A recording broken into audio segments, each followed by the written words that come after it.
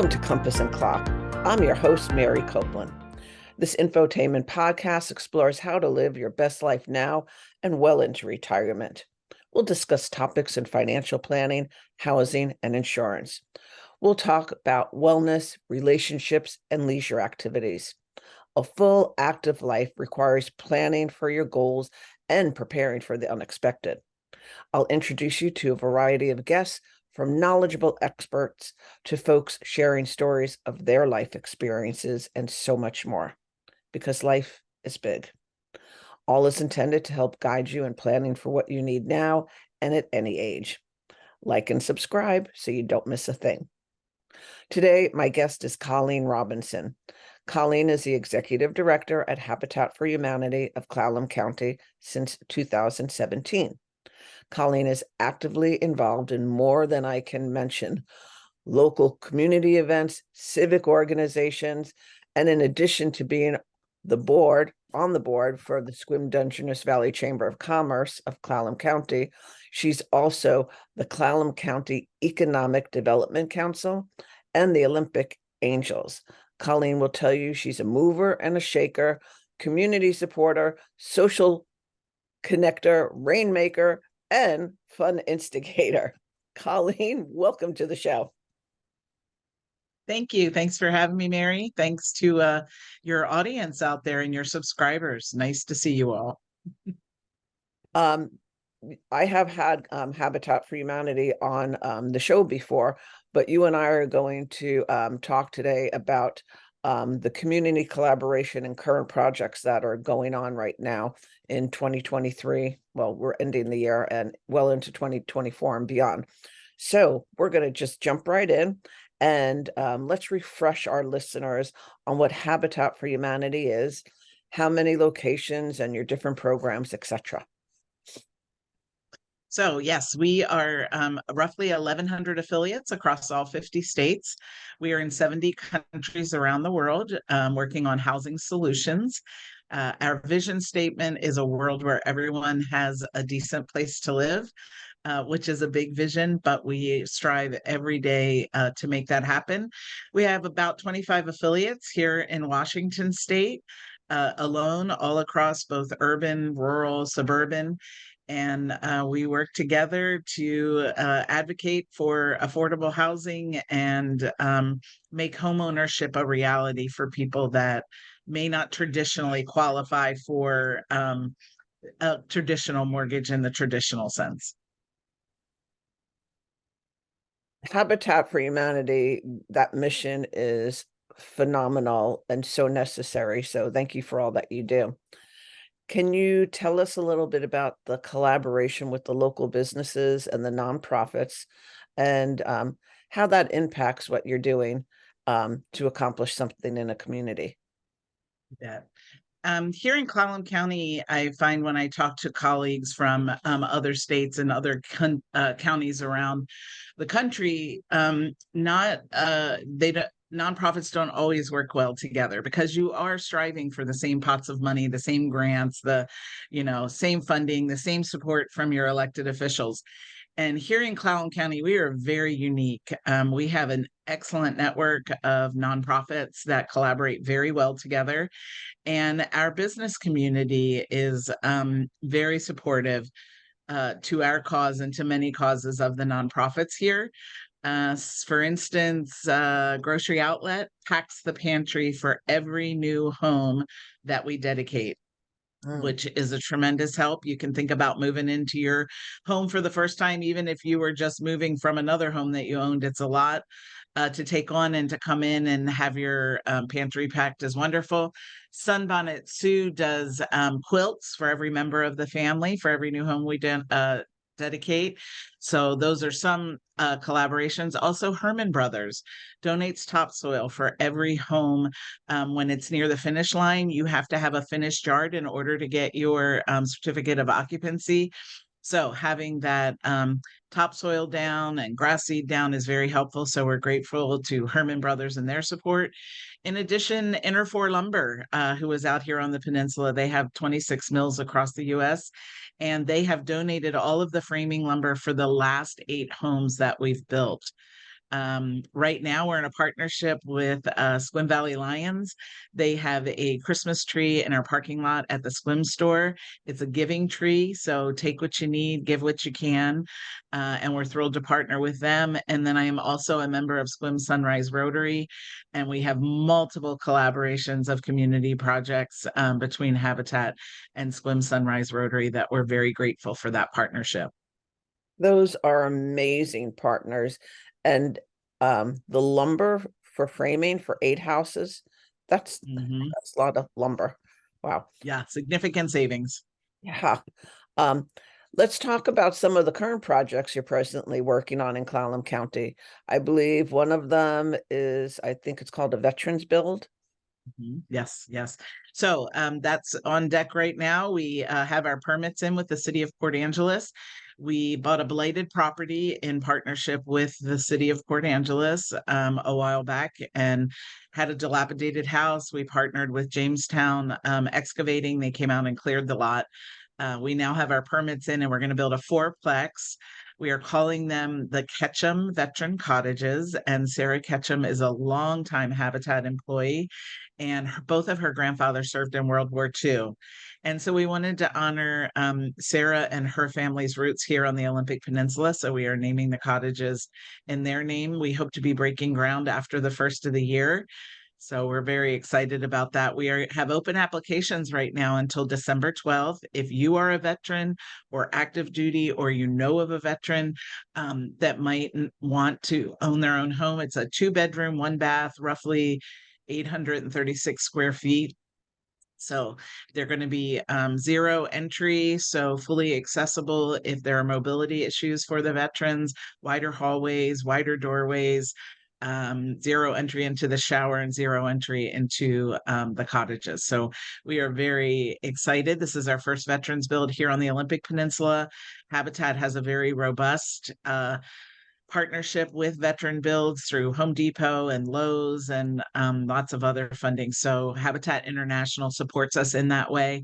And we are super excited and looking for applicants to turn in applications until December 12th. You can pick up an application at either Habitat store, the one in Port Angeles, 728 East Front Street, or here in Sequim on Washington Street.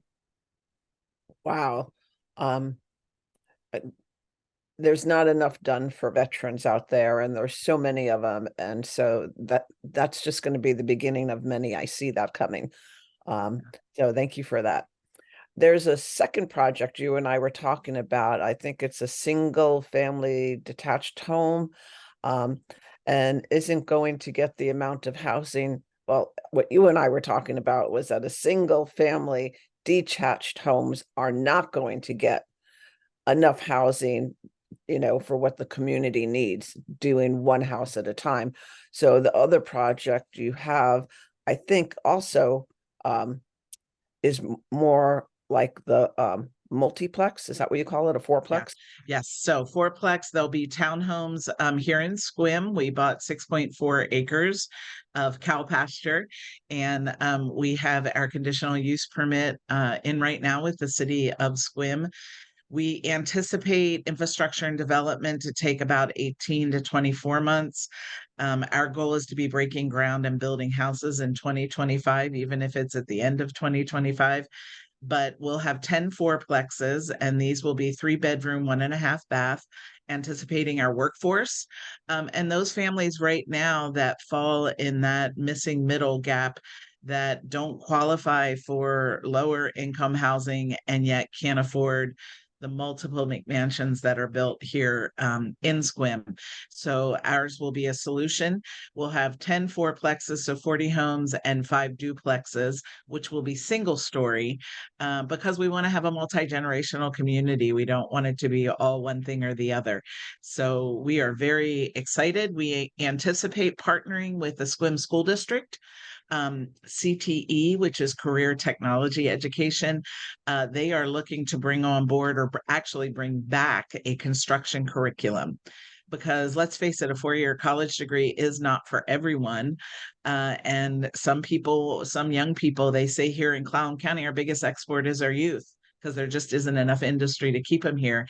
So we're looking to partner with the high school and have those students come onto the build site that are juniors and seniors and be a living lab that they're actually working on houses that will serve their community and learning the skills that they need to go off and have a career of a living wage. Oh, that's brilliant. And you said there's going to be 10 of the fourplexes, so that's 40 new homes. Yes. Wow. Yes.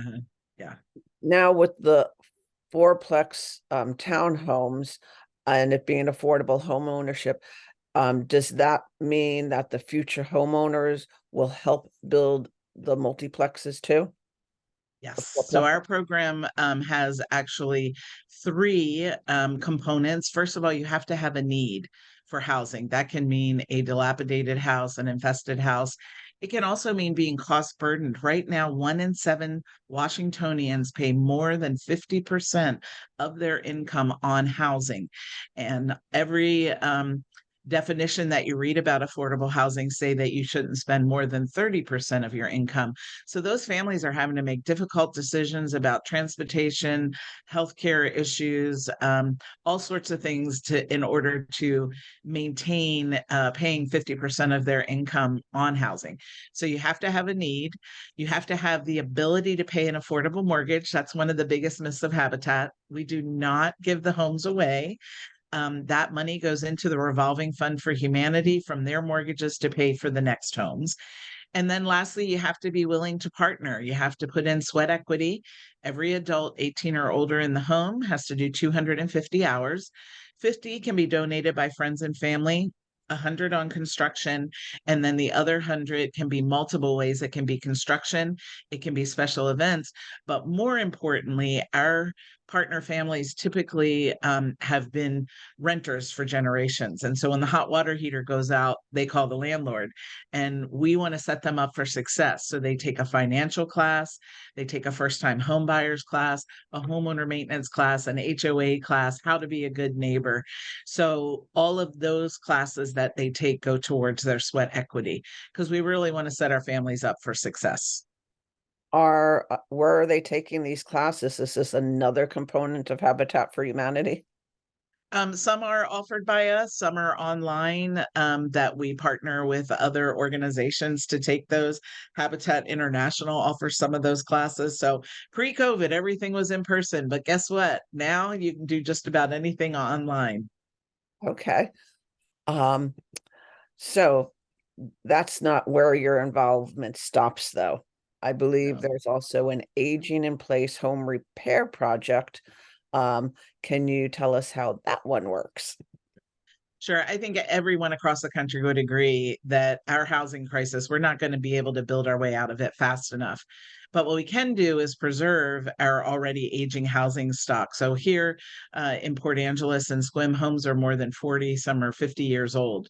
And as people age in their home, they don't always have the financial means or the physical capability to upkeep on their house. And when they pass, that house can sometimes then need to be totally torn down and build new. So think about all that going in the landfill, think about the cost. So, what we're trying to do with our repair program and aging in place is help homeowners that need some support with some much needed repairs. It can be a deck, a ramp. We've done siding, we've painted houses, we've done roofing, things that families need to preserve that house so it will continue to serve more families in the future. So that open applications are year round. We have some grant funding that we can support people. We're finding that we serve between 30 and 80% of the area median income for our new builds. But what we're finding with our repairs and our aging in place, which could be pull bars in the bathroom or an ADA bathroom or any multiple of things that people need, is we're really serving 40% or below because those families are on fixed incomes. And so we do a lot of grant writing so that we can waive them paying back those material fees. Because remember, our labor is volunteer. We have a paid construction manager, and right now we have an AmeriCorps. But by and large, our work is done by volunteers.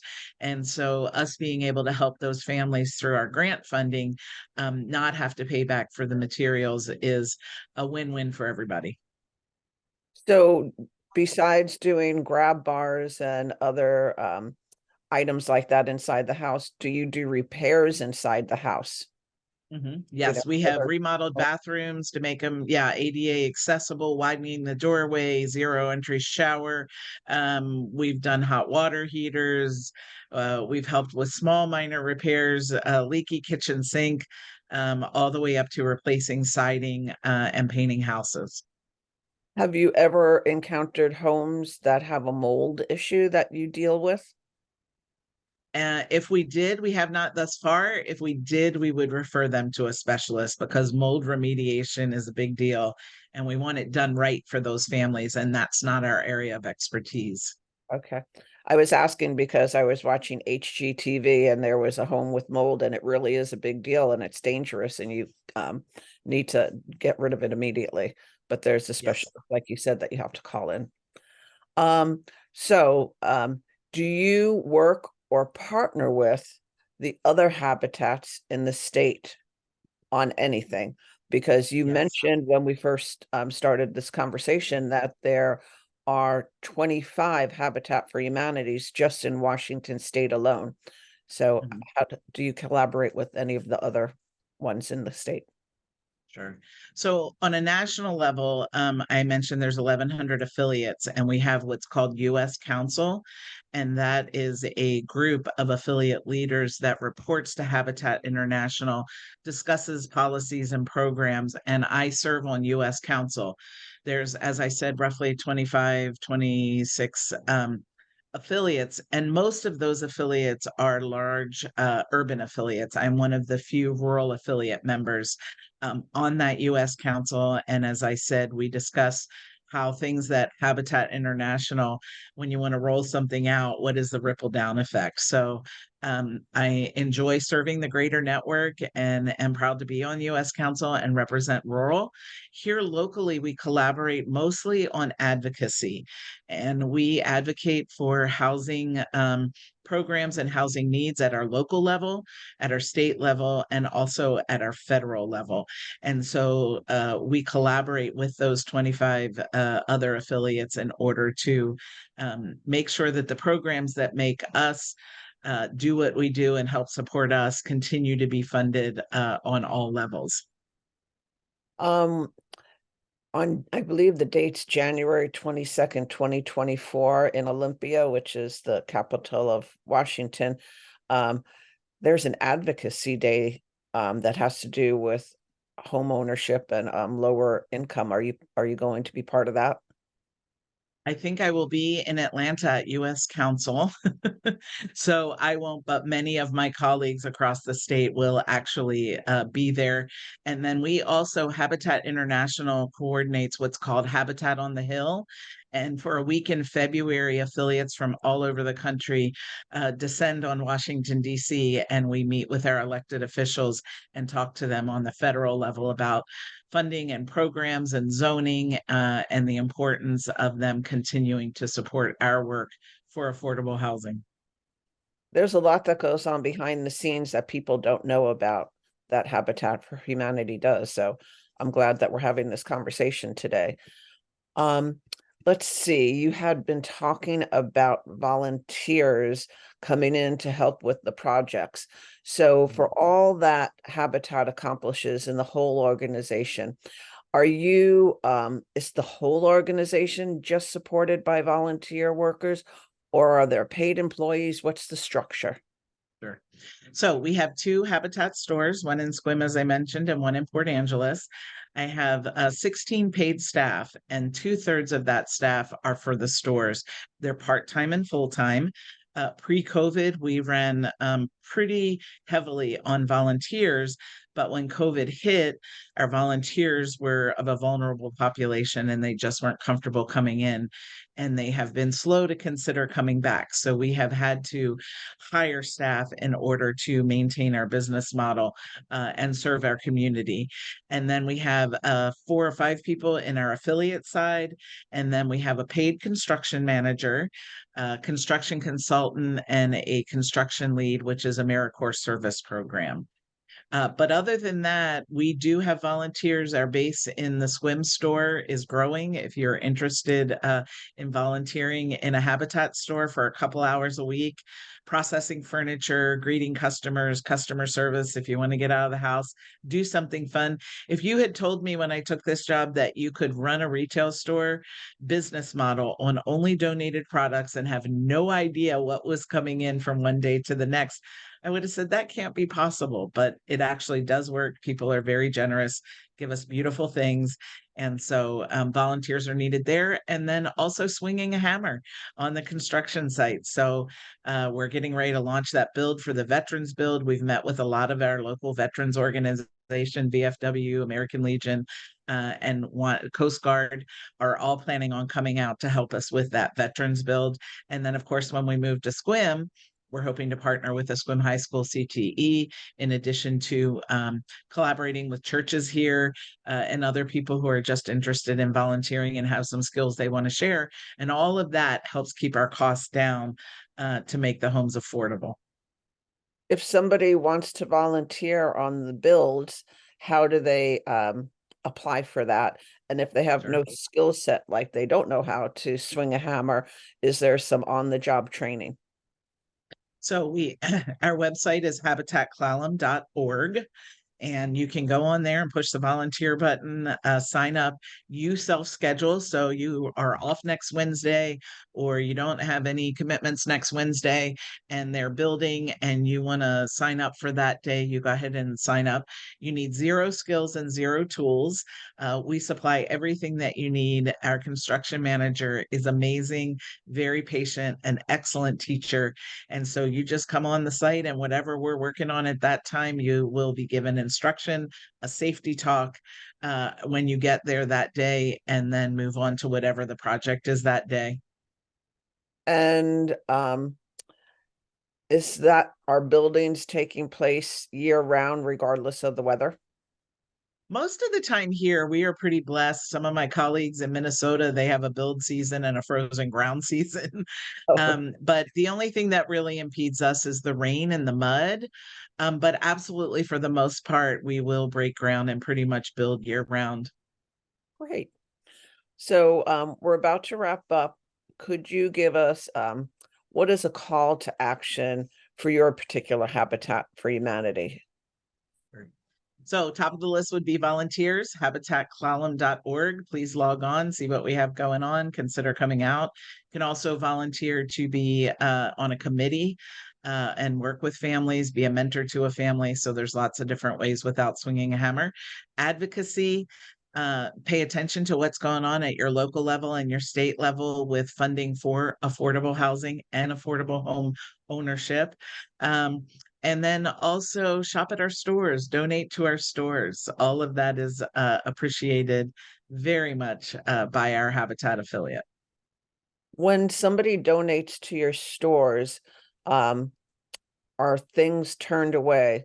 Like I've gone to donate, I tried to donate furniture one day in Kitsap County in Bremerton, and they're like, we don't need any more couches, so is there any I requirements? think that's true. Yeah, I think that's true of all Habitat affiliates. We have limited space in our stores, and we also know what our customer base will and won't buy. For us, particularly, no floral sofas. If we take a floral sofa, it's going to sit on the floor for months and months and months and take up valuable floor space of something else that might be more of a prime item.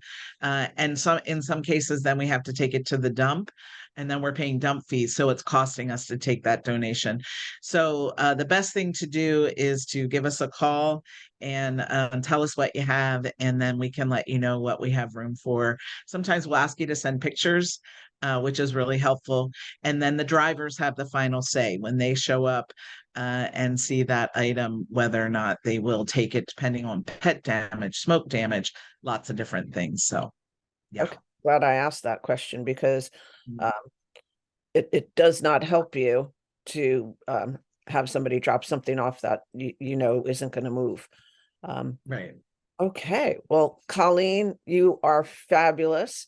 And thank you for all that you and your local chapter do for your community in Clallam County. And I am just, your organization truly makes a difference in people's lives. So listeners out there, do find out where your local Habitat for Humanity is in your neighborhood and see what they're doing today. I'm sure Thank you, Mary. there are people that everybody knows that could use a hand up, not a handout, but a hand up. So until next time, listeners, thanks for being here. And Colleen, again, thank you so much for spending time with me today. I really appreciated it. Sure. Thanks, Mary, and thanks to all your listeners at Compass and Clock. Okay, bye-bye.